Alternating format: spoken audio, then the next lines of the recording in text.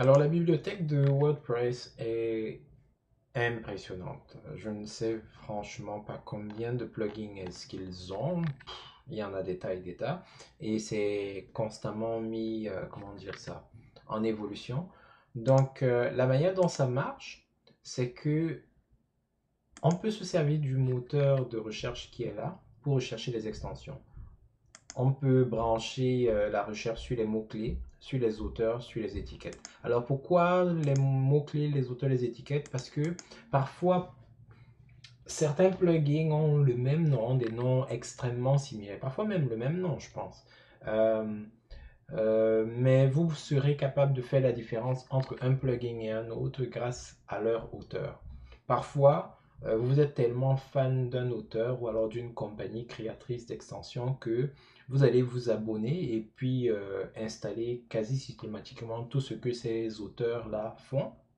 Ça peut être une possibilité. Ou alors vous pouvez rechercher par étiquette, qui est une autre sorte de mot-clé. Mais bref, nous, ce qu'on cherche, c'est un formulaire de contact dont on va saisir contact. Et nous avons donc plusieurs formulaires euh, qui apparaissent. Alors, si on y va avec le test de l'œil,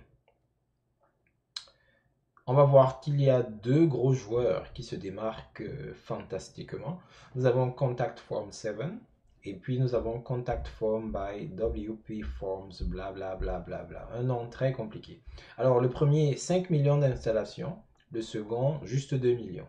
Mais attention, le premier a 5 millions d'installations. Sur les 5 millions d'installations, il a une note de 4 sur 5 avec 1648 contributeurs.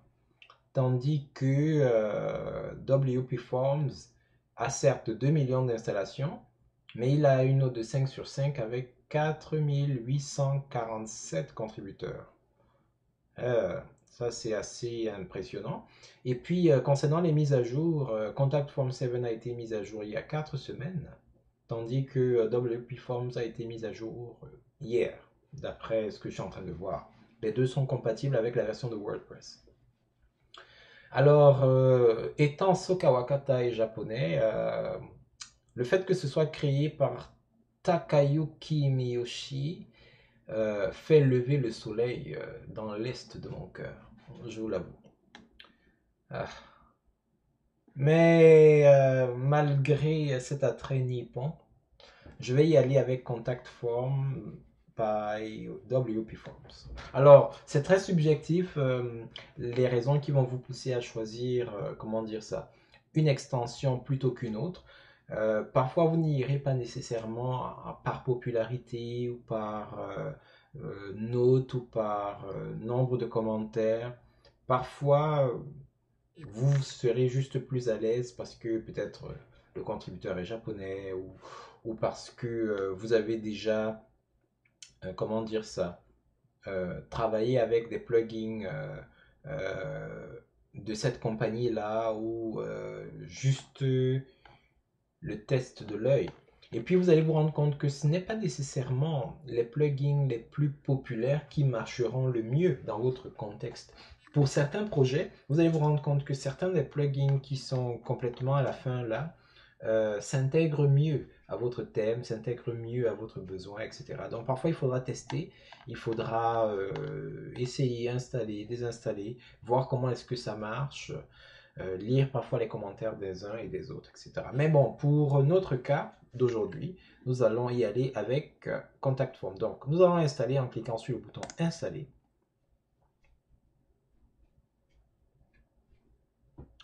Attendre un peu que la communication passe par les satellites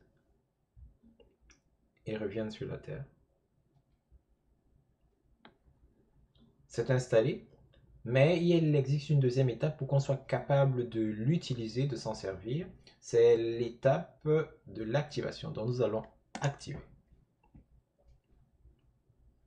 Alors c'est activé et puis il nous ramène directement dans l'interface. Alors je ne vais pas faire ce qu'il me demande de faire parce que ces gens-là, ils essayent de vous manipuler. Tout ce que je peux noter, c'est que dans l'interface, dans le menu du tableau de bord, on peut constater qu'il y a une nouvelle entrée qui n'était pas là tout à l'heure, qui s'appelle WP Forms. Alors, ils n'ont pas traduit leurs entrées en français. Je suis pas sûr que je sois content avec ça. Mais bref, nous allons nous y faire. Donc, allons dans l'interface. Alors, c'est vraiment pas internationalisé. Donc, ce que nous allons faire, c'est que nous allons rajouter un nouveau formulaire de contact. On va cliquer sur Add New.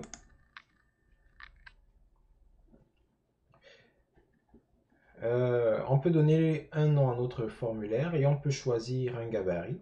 Alors ça, c'est un formulaire vide. Ça, c'est un simple formulaire de contact. Un formulaire pour les lettres de nouvelles. Un formulaire de suggestion et plein d'autres choses. Alors, nous allons tout simplement remplir notre formulaire. Donc ici, on doit lui donner un nom. On peut lui donner le nom qu'on souhaite. Mais je vais y aller avec formulaire.contact. Oui, je sais, c'est un formulaire, donc c'est pas nécessaire nécessairement de mettre formulaire, mais bon. On va y aller comme ça. Alors, on va prendre un contact formulaire formulaire de contact, pardon, simple. L'avantage des gabarits, c'est que par défaut, il vous offre des options préétablies, donc c'est plus facile de démarrer. Alors, voilà à quoi ressemble notre formulaire de contact tel qu'il est défini. Donc, pour le moment, nous allons le prendre tel quel, l'enregistrer. Alors, il s'appelle formulaire de contact.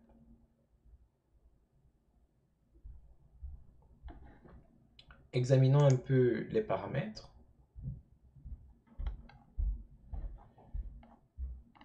Alors, nous reviendrons un peu plus tard pour le configurer.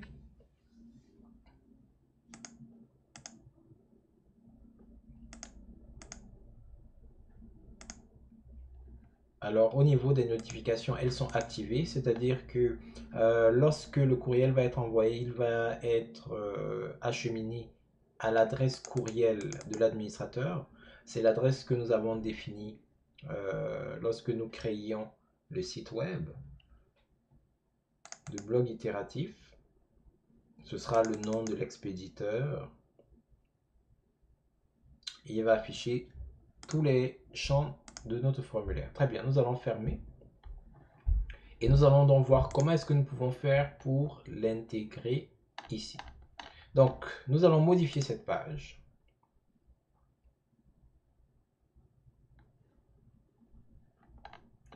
Et nous allons rajouter ici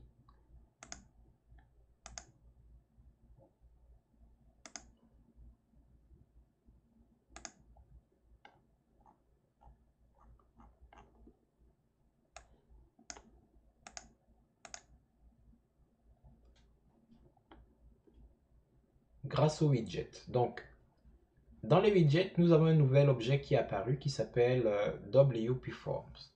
Donc, il est venu installer avec notre nouvelle extension. Donc, nous allons la rajouter. Et ici, il nous demande de sélectionner le formulaire que l'on voudrait installer ou alors afficher.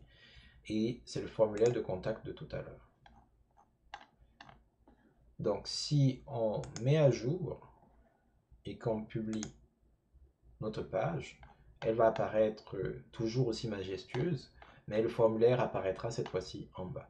Donc, il va falloir que nous changions un peu l'intitulé de notre page. Pas de la page, mais plutôt du contenu. Alors, le formulaire, ce que nous allons faire, c'est que... ok, nous allons changer un peu l'intitulé. Donc, bien vouloir prendre attache avec nous en nous faisant parvenir un courriel stylisé à l'adresse suivante.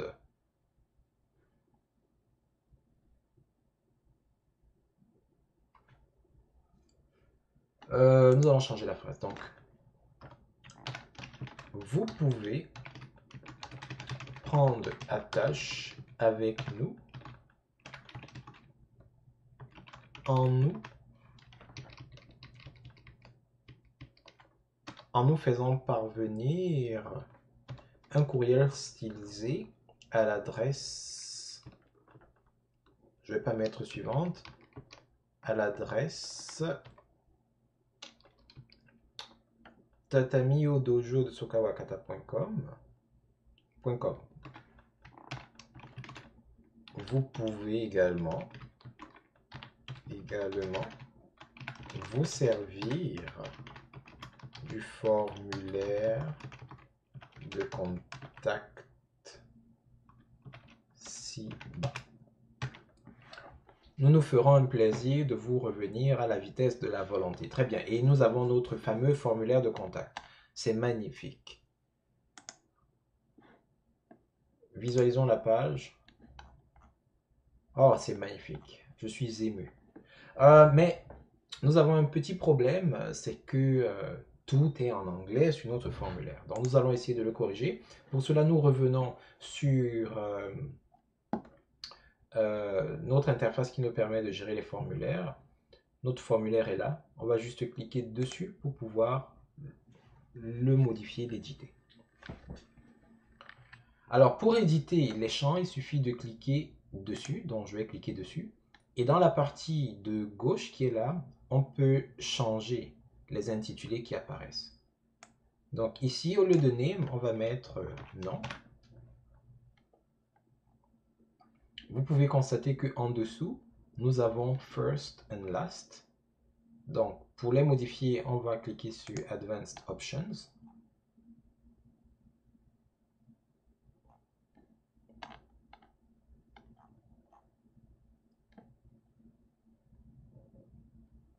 Nous avons la possibilité de cacher les sublabels. Donc si on active cette case à cocher, first and last seront cachés, mais nous avons deux champs. Donc certains risquent de mettre le nom dans le premier champ, puis le prénom dans le deuxième. Donc on peut donc se servir de ce qu'on appelle les placeholders pour indiquer ce qui est attendu.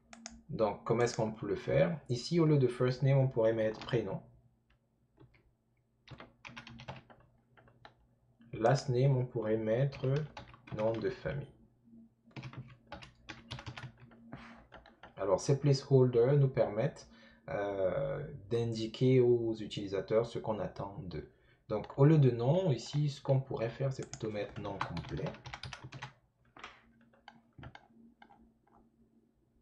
Très bien. First and last vont troubler nos utilisateurs. Donc, ce qu'on peut faire, c'est qu'on peut les cacher. Ce qu'on aurait également pu faire, c'est qu'au niveau du format, au lieu de prendre le format prénom-nom, on aurait pu prendre simple.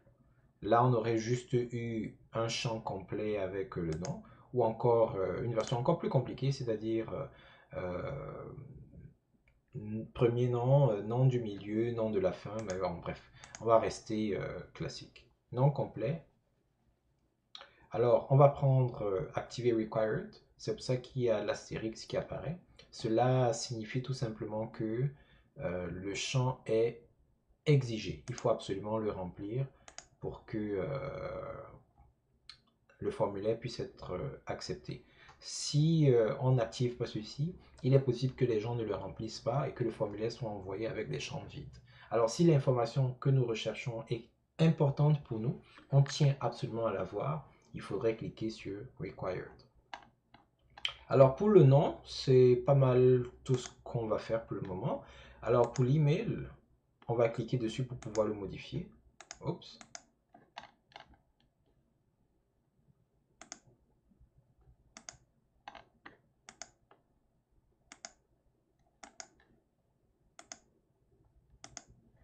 Alors, il ne réagit pas là.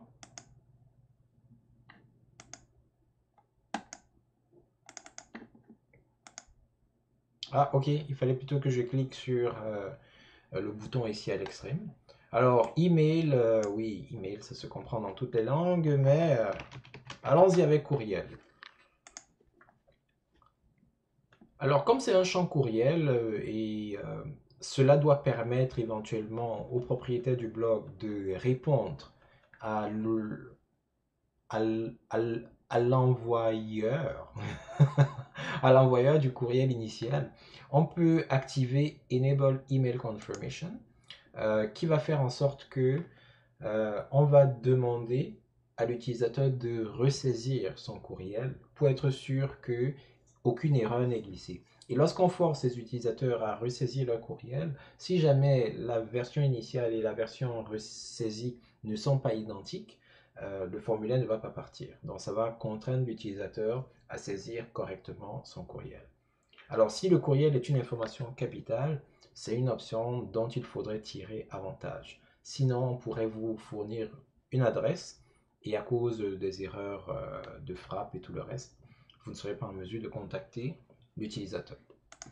Allons dans, comment est-ce qu'on appelle ça, les options avancées. Alors dans le placeholder, on va mettre courriel. Et ici on va mettre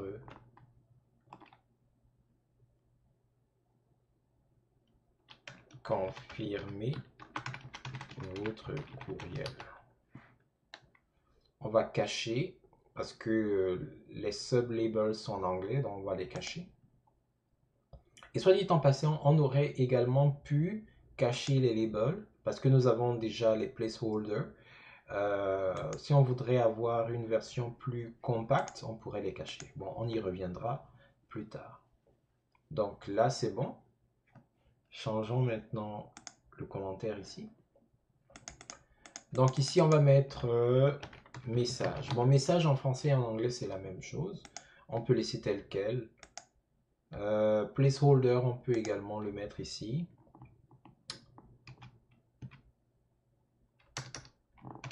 Votre message.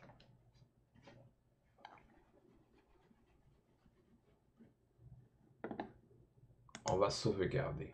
Donc si on revient et on rafraîchit notre page, on peut constater que il apparaît nom complet, courriel, prénom, nom de famille, courriel, confirmer votre courriel, message. Ah, mais le bouton est toujours en anglais. Donc voyons si on peut changer l'apparence de ce bouton. Alors en cliquant sur le bouton Submit dans l'interface de gestion des formulaires, nous avons les options qui apparaissent ici et on voit que nous pouvons changer l'intitulé du bouton. Donc au lieu de soumettre, on va mettre par exemple envoyer. Ça c'est le message qui apparaît lorsque le courriel est envoyé.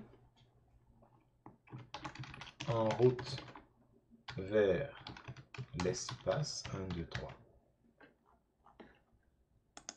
Et nous allons valider. Si on revient sur notre page et on active, on peut voir que c'est bel et bien envoyé. Très bien. Donc, on va changer un peu notre formulaire. Je trouve qu'on peut peut-être le rendre beaucoup plus simple. Non, on va le laisser tel quel. Par contre, la page, on va rajouter entre le formulaire et le dernier paragraphe un séparateur.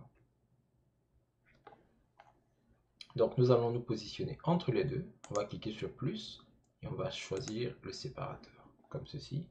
On va mettre à jour, consulter l'aperçu et être ébloui par l'émotion suscitée par cette page.